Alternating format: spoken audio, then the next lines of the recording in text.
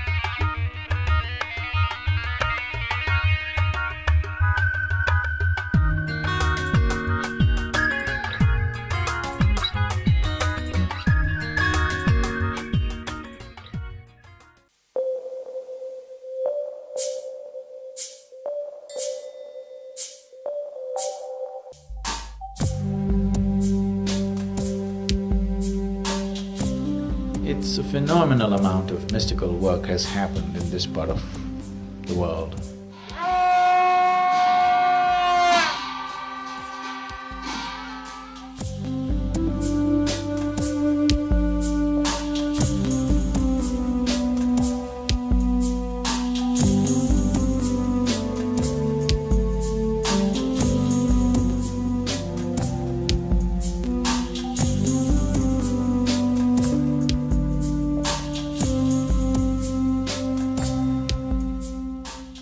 We are in the land of mysticism.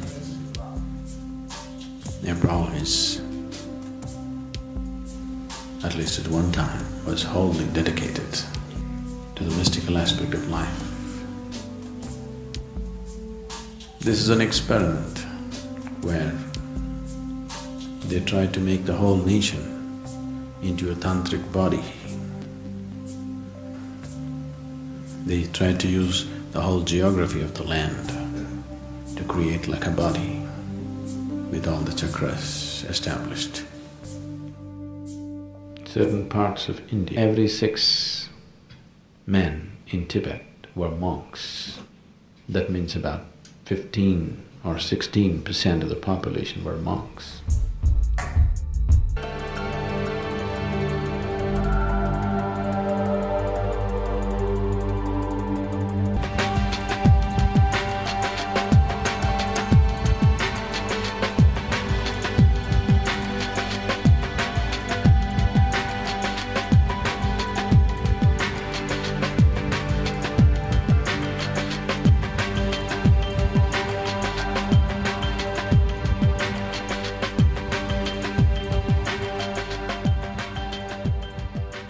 This whole universe is Shiva. Why do we come to this particular place to just see him? Right now, you think everywhere there is Shiva, and it didn't work, isn't it? It's not worked. If it happened experientially, it would have worked miraculously. But it's somebody else's idea. Somebody said everywhere there is Shiva. You picked up that idea, it didn't work for you. So one possibility, one dose, which could have worked wonderfully, has been wasted. So the next dose should not be revealed to you, it must be injected. Otherwise it won't work. Everything will go waste. That's why I keep on saying, never read any spiritual books, because all the possibilities you will destroy intellectually. Any one of them could have worked for you if it was given to you at the right moment in the right way. But because you think you know everything, nothing works. Last time when I came and saw the highway being laid, my heart sank because all the beauty that you're seeing around you may not exist for too long. Because the place is so rich with mineral resource. All the beautiful hills and mountains that you're seeing around you, their lifespan may be another 15, 20 years. But will all be dug up very soon.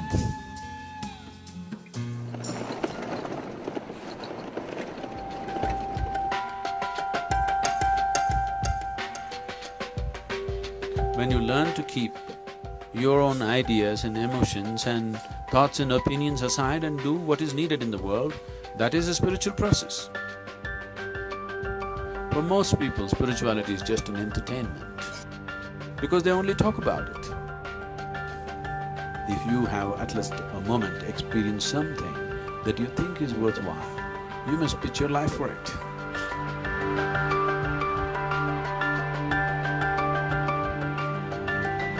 So if you have any sense in your head, whatever you feel is worthwhile, don't do what I think. Whatever you feel is truly worthwhile, you pitch your life for that. Otherwise, what's the point living here?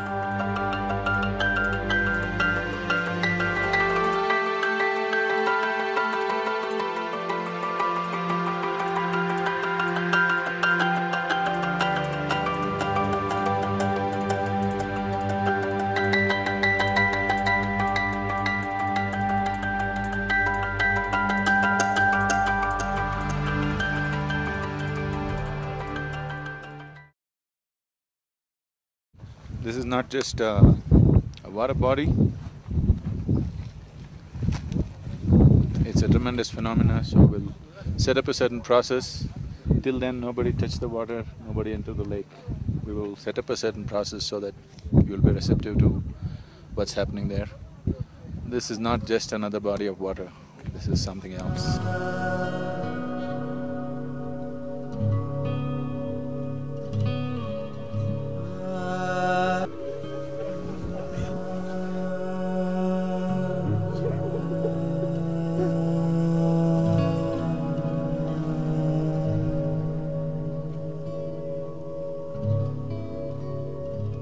I don't know enough English words to even describe it.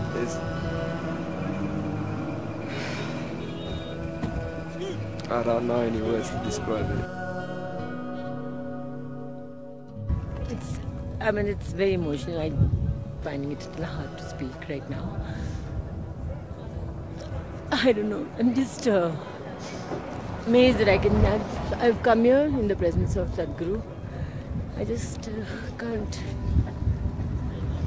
thank whoever it is I need to thank for this moment.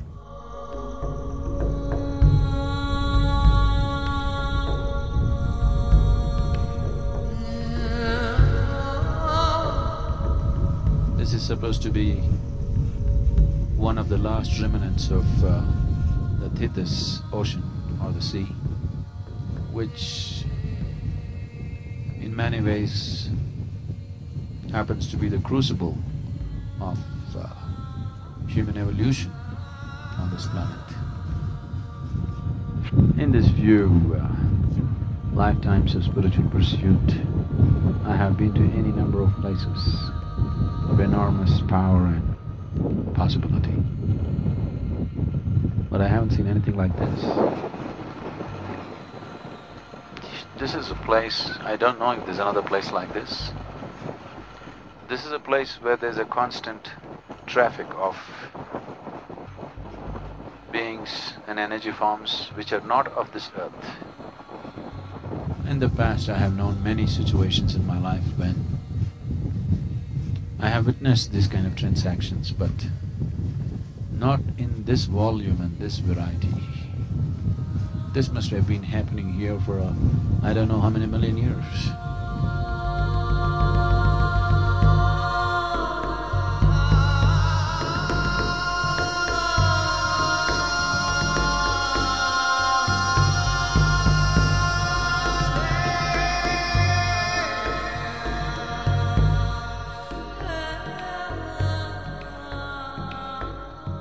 Yoga can be transmitted many different levels. One is towards one's physical and mental well-being, or it could be transmitted as a tool for ultimate well-being, or it can be used as a key to open up the mystical dimensions of life.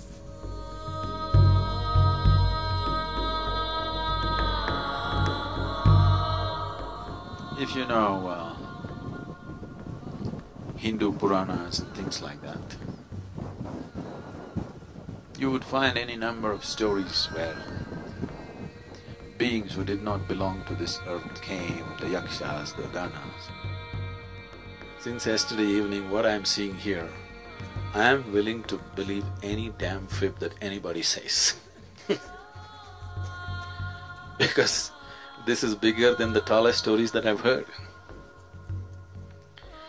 So, I have heard such stories too about 1,000 things came out of Manasarovar, which includes Kalpavruksha, the Kamadhenu, the Akshaya Patra, all the wonderful things that our mythology has ever spoken about.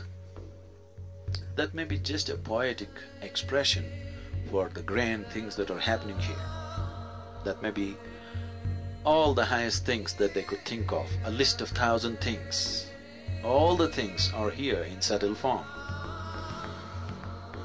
I think it's more poetic expression of what's happening, because what's happening here is bigger than Airavata. What's happening here is bigger than Kalpavruksha. What's happening here is far more than anybody can imagine, because imagination is limited to what we have seen on the planet and exaggerated. This is not of this planet. This is…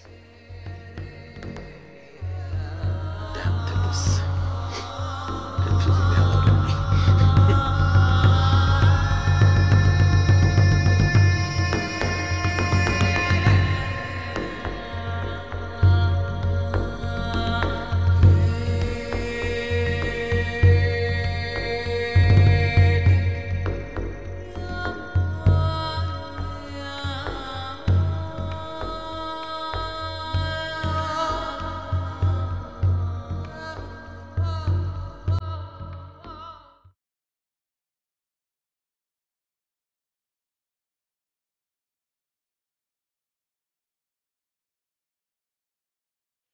Right from my childhood, I have made many trips to many places, wild and wonderful places.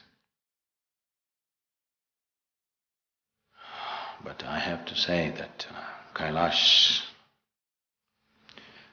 in terms of its possibility and the immensity of what it is, I had never seen anything like that till now. This whole area, from Far East Asian countries to the Indian subcontinent, to the Central Asian countries including Russia and even in spaces as far as Middle East, in all these places, Kailash has been held as a very sacred space for centuries. The first time that you saw Kailash, that's the southern face. That is Agastya. Agastya Muni deposited his work into the southern face. Everything that you learn as Isha Yoga is just a small part of his work. This form has been so immense, and no wonder so many glorious beings chose to invest all that they knew into this outcrop of black granite. All that one is looking for, either spiritually, mystically, and I would go ahead and say even scientifically, seems to be invested there.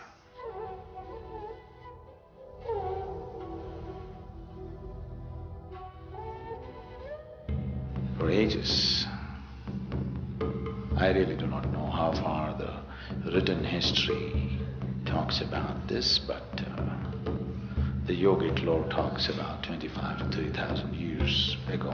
People were still, even at that time, people were going to Kailash, and probably the written history talks about 3,000 or 4,000 years.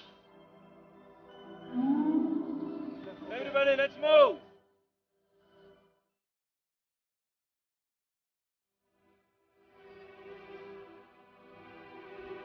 slowly the power of this place, the immensity of this place, the knowledge of this place.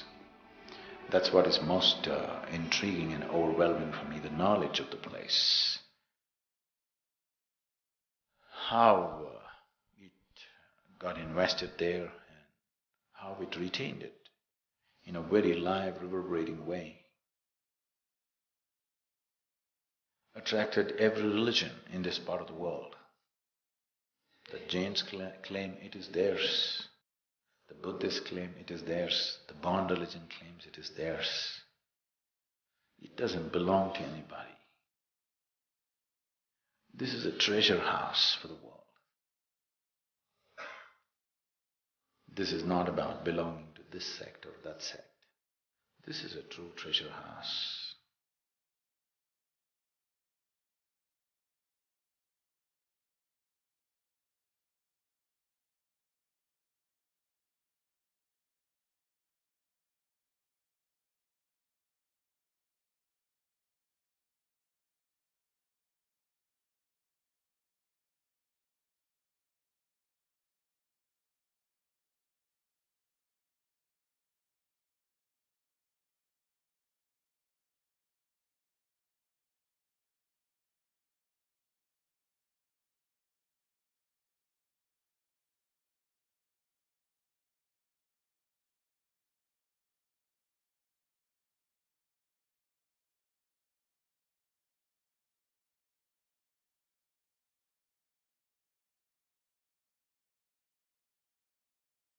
The idea of giving you a glimpse of something is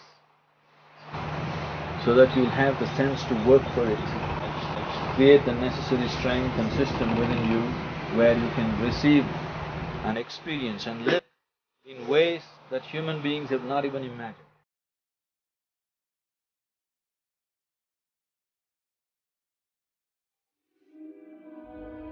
This pilgrimage to Manasarovar and Kailash